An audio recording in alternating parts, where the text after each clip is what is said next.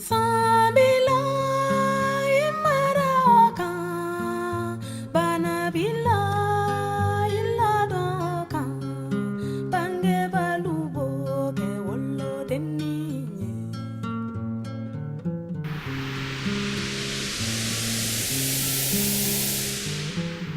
La deuxième chose, il faut former les travailleurs dans ces domaines-là, les bibliothécaires, les détenteurs de manuscrits, ceux qui font la numérisation, ceux qui font la catalogage, ceux qui travaillent dans le domaine de prospection, ceux qui travaillent dans la restauration, ceux qui travaillent dans la conservation physique des manuscrits même.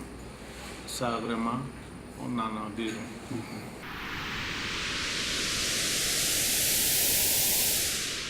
Les besoins, si on parle de manuscrits au Mali, il ne faut pas oublier les manuscrits en Mauritanie, au Sénégal, en Guinée, au Niger, Nigeria, au Burkina Faso, même en Algérie, même au Nigeria. Dans tout ça, il y a des manuscrits qui sont dans de mauvaises conditions, ils sont mal conservés. Et les détenteurs de manuscrits aussi, ils n'ont aucune formation, aucun outil de travail pour sauvegarder et valoriser ces manuscrits. Donc vraiment c'est très très important.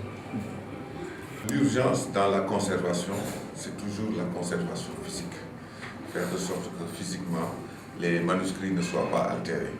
Mais aussi il y a un autre risque du fait de l'homme, c'est le trafic illicite. Et à ce niveau, il faut que les décideurs soient conscientisés. Il faut aussi que les détenteurs de manuscrits, avec les instituts, puissent se réunir avec les agents d'Interpol dans tous les pays sont informés et ils reçoivent régulièrement des formations. Mais ils ne sont pas à la frontière. À la frontière, vous avez la douane, vous avez la police, vous avez la gendarmerie. Ouais. Et pour eux, un manuscrit, c'est un livre vieux. Simplement. Alors, il est important que ces gens-là soient formés, soient sensibilisés sur l'importance du manuscrit, sur l'importance que jouent ces livres, ces documents anciens dans le patrimoine culturel africain. L'organisation entre les détenteurs de manuscrits, les travailleurs dans le manuscrit, les responsables de manuscrits, les chercheurs, pour que les formations passent, circulent entre nous pour que l'Interpol puisse faire le travail. Pour terminer avec ça, c'est très simple d'harmoniser. Il faut harmoniser la fiche d'inventaire. Parce que Interpol demande une fiche d'inventaire qui donne l'identité du manuscrit comme du bien culturel avec sa photo en plusieurs dimensions, etc. Et si nous avons la même fiche, ça facilite le travail parce que Internet prend la fiche et diffuse la fiche. Donc les informations circulent. La bonne nouvelle que je peux te donner sur ça, depuis 15 ans ou 10 ans, il y a deux méthodes différentes de catalogage des manuscrits ici au Mali.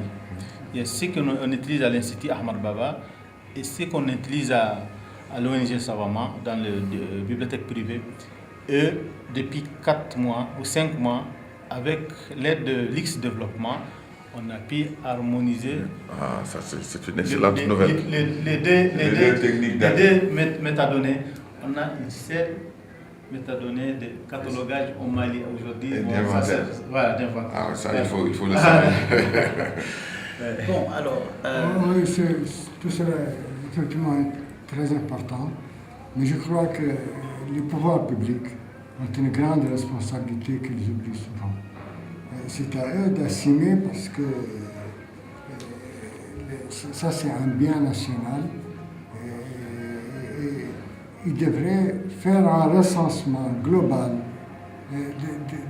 des manuscrits pour pouvoir savoir quelle est la richesse dont on dispose. Et à ce titre, un recensement global et une évaluation un peu, une détermination des manuscrits. Qu'est-ce qu'il est? Est-ce que c'est un document archivistique? Est-ce que c'est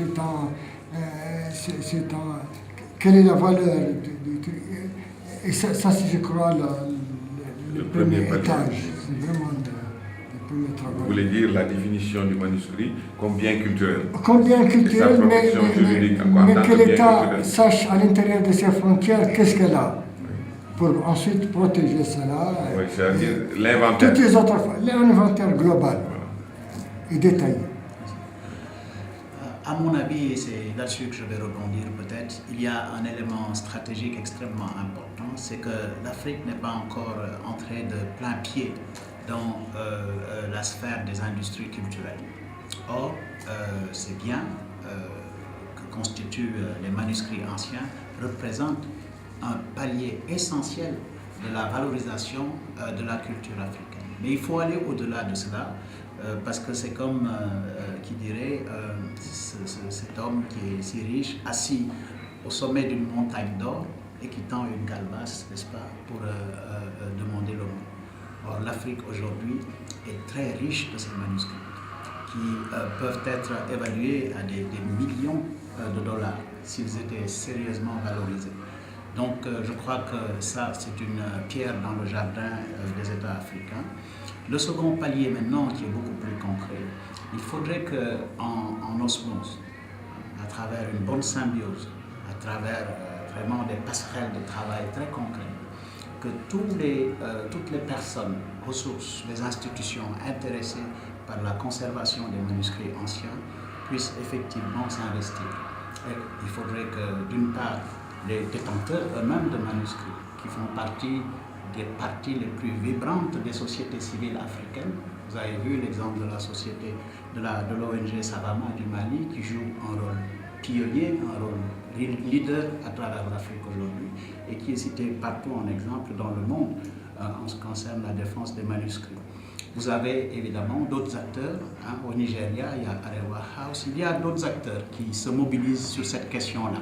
Ensuite, vous avez les États, mais les États qui traînent un peu les pieds et véritablement auxquels nous lançons un appel, presque j'allais dire désespéré, pour tirer sur la sonnette d'alarme et les appeler peut-être à nous aider, à accompagner nos pas qui sont encore fragiles et qui ont besoin de la toute-puissance des États pour mettre en perspective sur le plan juridique tout ce que nous sommes en train de dire ici, parce que tant qu'il n'y aura pas un corpus juridique pour nous assurer de cette protection, on n'avancera pas beaucoup. Il faut également que les États puissent créer des infrastructures nécessaires à la protection de ces manuscrits. Je crois que pour un continent de 800 millions à 1 milliard d'âmes, il faudrait que ce continent fasse un sursaut, décide par exemple de créer des fonds spéciaux destinés à acheter, mettons, 1 million à 4 millions de boîtes, n'est-ce pas, pour protéger ces manuscrits pour commencer. Faire des commandes de papier, les favoriser, ne pas les frapper avec des taux de douane excessifs, etc. Voilà des choses que les États peuvent faire. Les États peuvent également favoriser l'interface entre les universités, qui sont les lieux de savoir actuellement modernes, et les lieux de savoir traditionnels, que sont toutes les personnes qui sont impliquées depuis des siècles et qui disposent de ce capital-là dans l'étude des manuscrits. Donc d'où ce qu'on appelle la codicologie, qui est la science des manuscrits, qui est l'étude de tout ce qui entoure, n'est-ce pas, la fabrication des livres et leur contenu.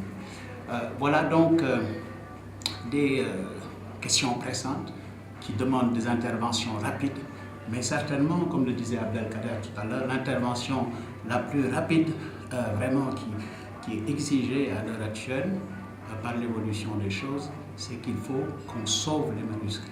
Il faut qu'on lance presque ce cri de détresse qui consiste à sauver ces manuscrits, que ce soit les manuscrits qui se trouvent sur la côte est africaine, qui sont attaqués par les vers, comment on les appelle, les vers argentés. Le poisson d'argent. Le poisson d'argent, ou que ce soit les manuscrits qui